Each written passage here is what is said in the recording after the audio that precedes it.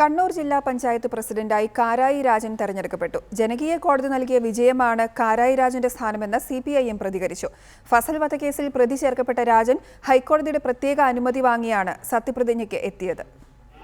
മത്സരത്തിന് തയ്യാറെടുത്തത് മുതൽ ആരോപണങ്ങളുടെ നടുവിലായിരുന്ന കാരായി രാജൻ കണ്ണൂർ ജില്ലാ പഞ്ചായത്തിന്റെ തലപ്പത്തെത്തിയിരിക്കുന്നു. 24-അംഗ ജില്ലാ പഞ്ചായത്തിൽ 15 സീറ്റുകൾ നേടിയാണ് LDF ഭരണത്തിലെത്തിയത്. പാട്യം ഡിവിഷനിൽ നിന്ന് വൻ ഭൂരിപക്ഷത്തിൽ വിജയിച്ച കാരായി നാമനിർദ്ദേശ പത്രിക സമർപ്പിക്കുന്നത് മുതൽ ഹൈക്കോടതിയുടെ അനുമതിയോടെയാണ് കണ്ണൂരിലെത്തിയത്.